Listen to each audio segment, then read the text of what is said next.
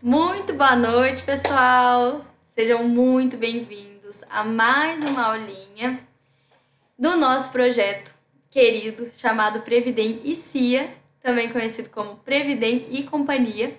Primeiro de tudo, para quem é novo por aqui, eu vou me apresentar. Muito prazer, eu sou Bruna Fiorini, sou advogada formada pela Universidade Estadual de Londrina, nossa UEL. Eu sou especialista em direito previdenciário, né? Atuo nessa área desde que eu me formei, inclusive já dei aula de direito previdenciário e agora estou com esse novo projeto chamado Previdencia. Então, sejam muito bem-vindos. Vamos lá. Só relembrando, como eu gosto sempre de fazer, tá? Que o objetivo desse projeto, né, do Previdencia, é simplificar o direito previdenciário, tá? É simplificar essa questão da previdência, do INSS, e aí com aulas, né? E essas aulas vão acontecer a cada 15 dias aqui no meu canal do YouTube, e vão ser aulas de 10 a 15 minutos, né? Tudo bem que eu extrapolo às vezes, vocês vão ter que me perdoar nesse sentido, porque eu sou tagarela. E aí, nessas aulas, a gente vai tentar descomplicar, facilitar o direito previdenciário e o INSS para a população no geral, tá?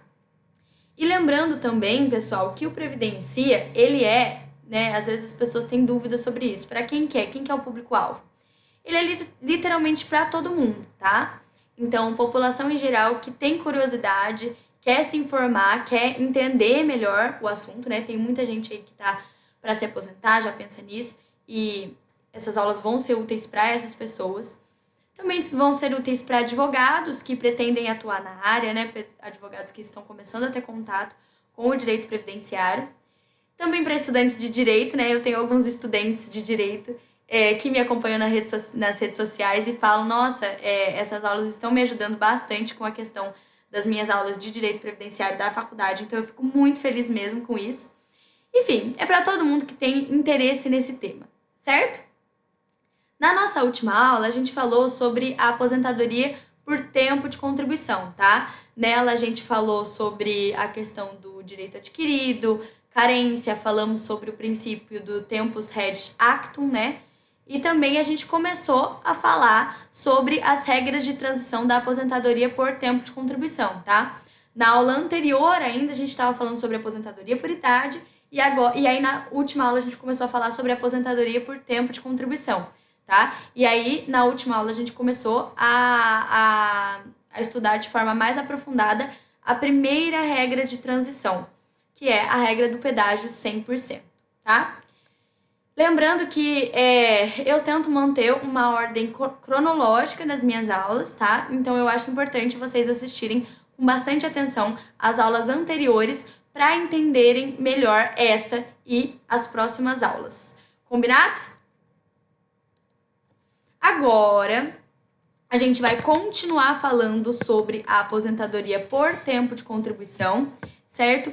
E cada uma das regrinhas que constituem essa modalidade de aposentadoria, tá bom? Só para introduzir vocês ali, relembrar os nossos conceitos, tá? Então, a gente vai continuar falando sobre aposentadoria por tempo de contribuição, ok?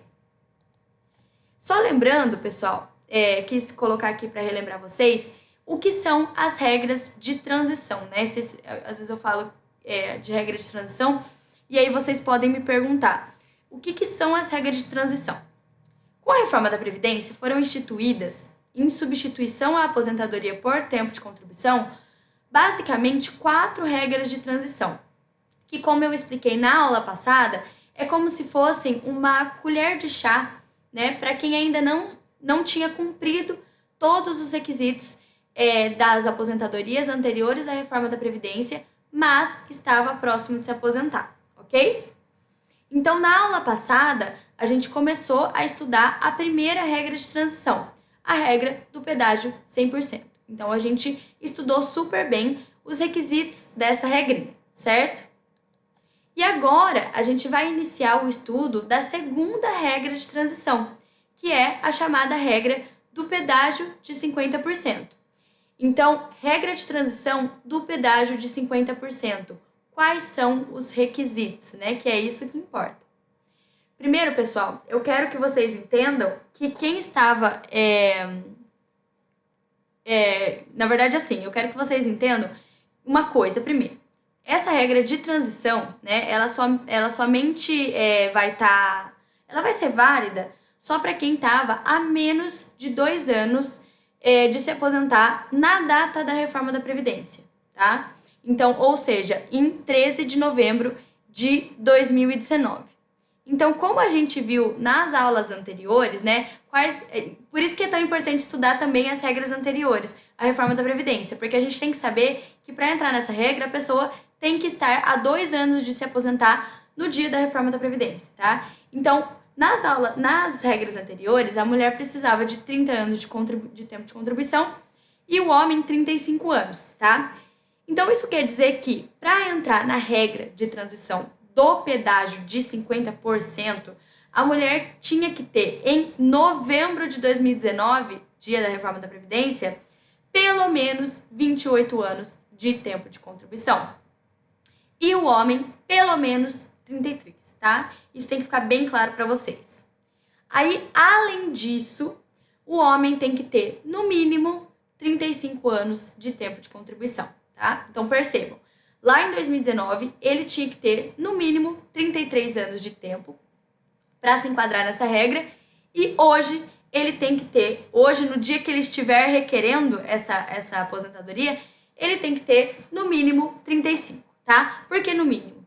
Porque, além disso, além desse tempo mínimo, ele tem que cumprir 50% do tempo de contribuição que faltava para ele completar os 35 anos de recolhimento no dia da reforma da Previdência, tá?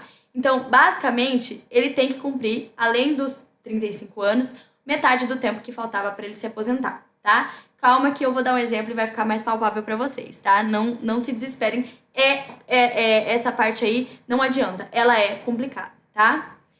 E aí, as mulheres, como a gente viu, elas têm que ter, no mínimo, 28 anos de tempo de contribuição em 2019, né? Então, no mínimo, elas têm que ter esses 28 anos, elas tinham que ter lá em 2019.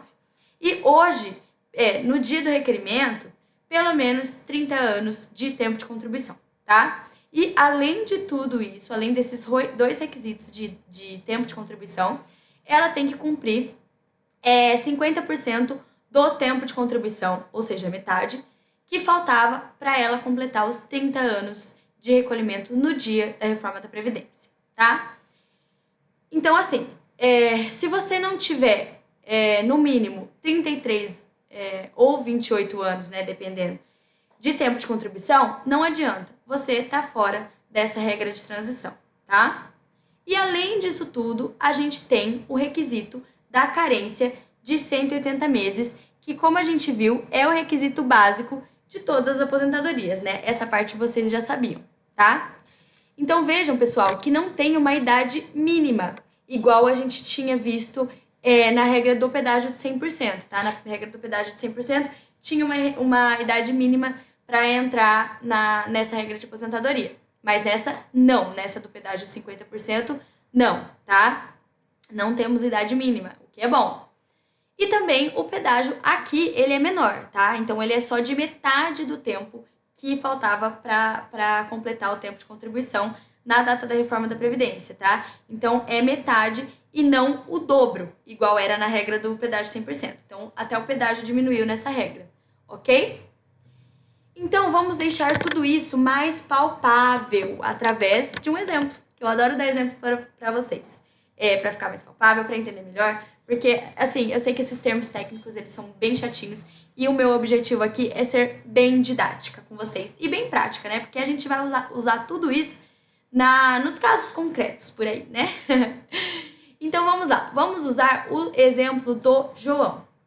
João é um homem, ele tem 59 anos de idade e 37 anos de tempo de contribuição hoje, em 2023. Ele chegou hoje aqui no escritório, tá? Lá na reforma da Previdência, ou seja, no dia 13 de novembro de 2019, ele tinha 33 anos de tempo de contribuição, ok? Então, lá no dia 13 de novembro de 2019, ele tinha 33 anos de tempo de contribuição. Hoje, ele tem 37 anos de tempo de contribuição. Então, ó, requisito do tempo mínimo de contribuição em 2019, na reforma da Previdência. Primeiro requisito, na verdade. Requisito do tempo mínimo de contribuição atual, tá? Primeiro vamos falar do tempo mínimo de contribuição atual, se ele fosse se aposentar hoje, tá? Ele cumpre.